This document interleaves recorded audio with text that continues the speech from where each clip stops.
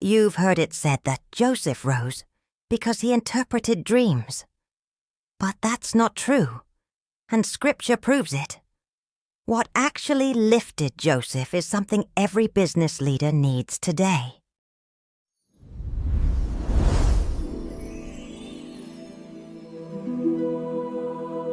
Welcome to Bible Story Studio, where scriptures come alive. In today's episode, we are diving into Joseph's journey and the lessons it holds for us in business. Have you ever felt like your life is on pause?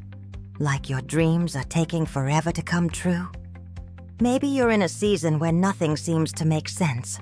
You know what God promised you, yet all you see are challenges, disappointments, and delays. If that sounds like you, then Joseph's story is your story.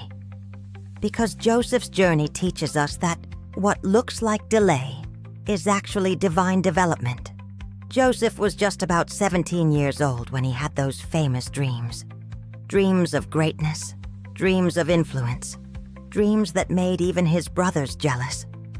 But instead of walking into his destiny, he walked into betrayal and series of pains. He was sold into slavery, taken far from home, and wrongly imprisoned. Yet at 30, he stood before Pharaoh, promoted, powerful, and positioned to save nations. 13 long years of pain. But not one of them wasted.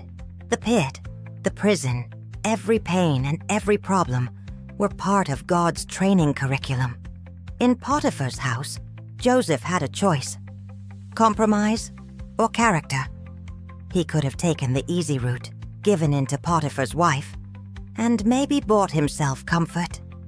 But he said, "How can I do this great wickedness and sin against God?" Genesis 39:9. That was integrity speaking. Sometimes the greatest test of faith is not about believing God for open doors. It's about trusting Him enough not to force the door open yourself. Integrity may slow you down, but it will never take you backward.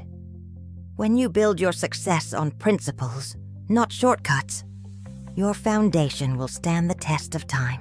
Joseph didn't manipulate his way to freedom. He endured the process because he trusted that no schemes of man could abort God's promises. In Potiphar's house, he learned management and accountability. In prison, he learned leadership and empathy. In Pharaoh's court, he demonstrated problem-solving and strategy. He wouldn't have known those if he stayed at home playing daddy's boy. His journey did that. Each stage prepared him for the next. Every experience, good or bad, then was training process for greater assignments. Joseph's gift of dream interpretation didn't show up in his father's house. It emerged in prison, meaning sometimes your darkest season reveals your brightest gift. In the prison, he didn't just interpret dreams. He served with excellence, even behind bars. You don't wait to get to the palace before you show excellence. Excellence is what takes you there. Joseph didn't suddenly become wise in Pharaoh's palace. He had managed Potiphar's estate. That was private enterprise experience. He had run the prison. That was public administration training.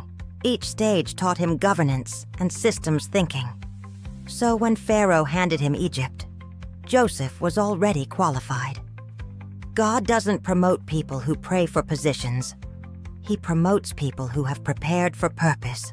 Before leaving the prison, Joseph told the butler in Genesis 40:15, "When it is well with you, remember me." He understood that destiny moves through people. He wasn't begging. He was making a strategic connection. Build relationships before you need them. And when you have served people with value, it's okay to place a demand on remembrance.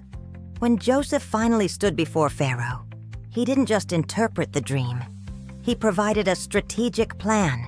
He said in Genesis 41:33-36, "Now therefore, let Pharaoh look for a discerning and wise man, and put in charge of the land of Egypt.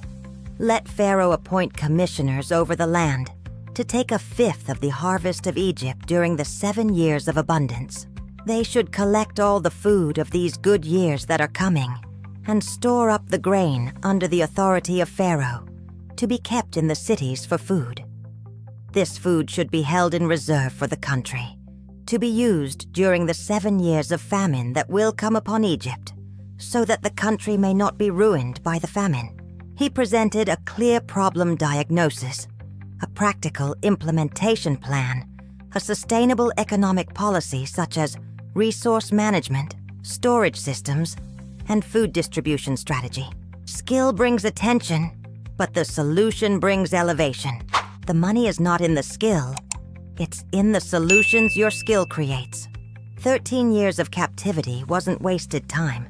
It was divine training. Here are business insights from Joseph's story.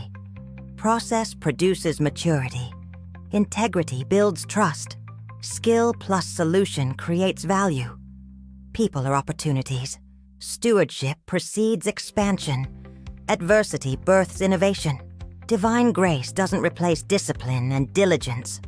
God used the pit, Potiphar's house, and the prison to prepare him for the palace. Joseph didn't waste his pain.